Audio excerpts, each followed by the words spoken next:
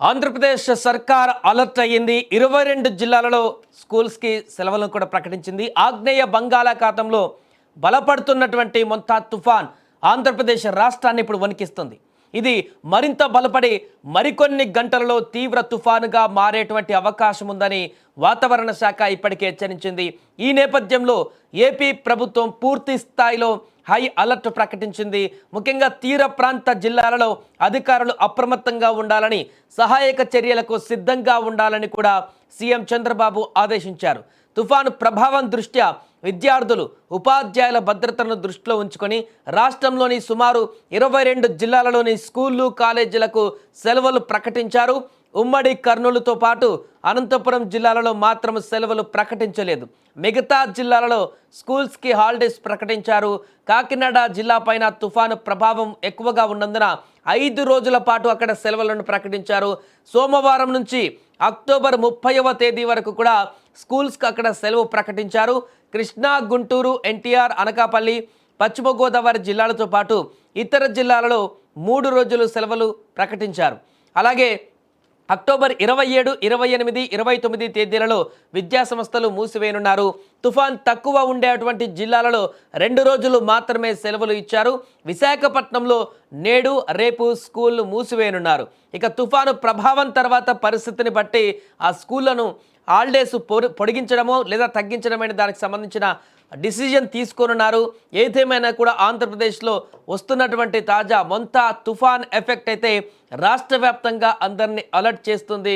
ముఖ్యంగా తీర ప్రాంతాల్లో ఉండేటువంటి మత్స్యకారులను ఇప్పటికే అటువైపు వెళ్ళకూడదంటూ కూడా హెచ్చరికలు జారీ చేసింది.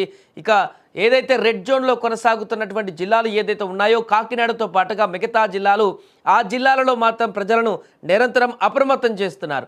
ఎందుకంటే అత్యధిక ప్రభావం ఈ యొక్క తుఫాను ప్రభావం ఆ జిల్లాలపైనే ఎక్కువగా ఉంది, ఆ ప్రాంతాలపైనే ఎక్కువగా ఉంది. కాబట్టి ఆ ప్రాంతంలో వచ్చేటువంటి ఈ తుఫాన్ ఎఫెక్ట్ ఏ మేరకు ఉంటుందనే దాన్ని కూడా అంచనా వేయలేకపోతున్నారు. ఒకవేళ భారీ స్థాయిలో కనుక వర్షాలు వచ్చినట్లయితే దాన్ని తట్టుకొని నిలబడేందుకు ప్రభుత్వం అన్ని రకాలుగా సిద్ధమైపోయింది.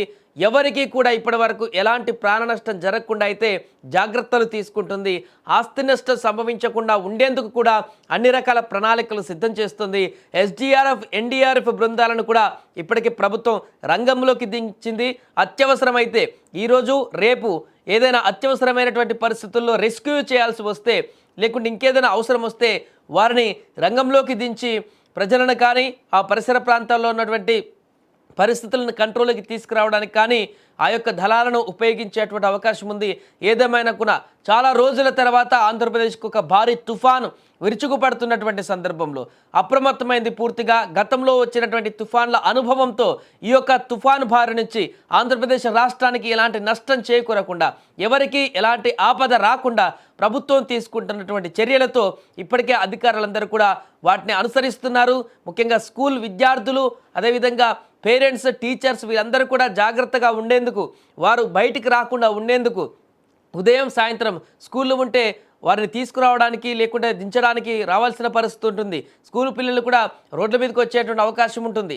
ఇలాంటి వర్షభావ పరిస్థితుల్లో, ఇలాంటి తుఫాన్ సమయంలో వారు కనుక బయట తిరిగితే, అలాంటి పరిస్థితులు కనుక ఏర్పడితే ఏదైనా విపత్తు రావచ్చు అనేటువంటి ఒక అంశం కూడా ఉంటుంది. కాబట్టి ముందు జాగ్రత్త చర్యల్లో భాగంగా స్కూల్ అన్నిటికైతే సెలవులు ప్రకటించారు. అయితే అందరూ 1-2 రోజులు మాత్రమే అనుకున్నారు. కానీ ఎఫెక్టెడ్ జిల్లాలో అయితే 5 రోజుల పాటు 30వ తారీఖు వరకు కూడా సెలవులు ప్రకటించారంటే అర్థం చేసుకోవచ్చు ఎంత భారీ స్థాయిలో ఈ యొక్క తుఫాను విరుచుకుపడబోతుంది ఈ 5 రోజుల పాటు అనేది కూడా అర్థం చేసుకోవచ్చు. ముఖ్యంగా కాకినాడ లాంటి జిల్లాలలో అయితే.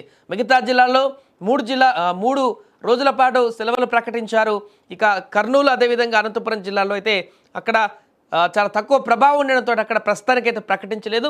బట్ ఈరోజు, రేపు అక్కడ వర్షాల యొక్క ప్రభావాన్ని బట్టి అక్కడ కూడా సెలవులు ప్రకటించేటువంటి అవకాశం లేకపోలేదు. ప్రభావం ఎక్కువగా ఉన్నట్లయితే ఆ తుఫాన్ ఇప్పటికి తీరం దాటుతుంది కాబట్టి దాని ఎఫెక్ట్ ఈ జిల్లాలకు కూడా కొనసాగితే అక్కడ కూడా నిర్ణయం తీసుకునేటువంటి అవకాశం ఉంది కలెక్టర్లకు. దానికి సంబంధించిన గైడ్ లైన్స్ కూడా ఇప్పటికే రాష్ట్ర ప్రభుత్వం నుంచి వెళ్ళిపోయాయి. ఏదేమైనా కూడా ఈరోజు కొంత జాగ్రత్తగా ప్రజలందరూ కూడా ఉండవలసిన అవకాశం ఉంది. మొంతా తుఫాను నుంచి ఎటువైపు వస్తుంది, దాని ప్రభావం ఎలా ఉందనేది కూడా కొంత ఈ 2-3 రోజుల పాటు న్యూస్ను ఫాలో అయ్యి ఆ డీటెయిల్స్ని తెలుసుకుంటే కొంత అందరికీ కూడా ఉపయోగకరంగా ఉంటుందని కూడా చెప్పుకోవచ్చు. Thank you.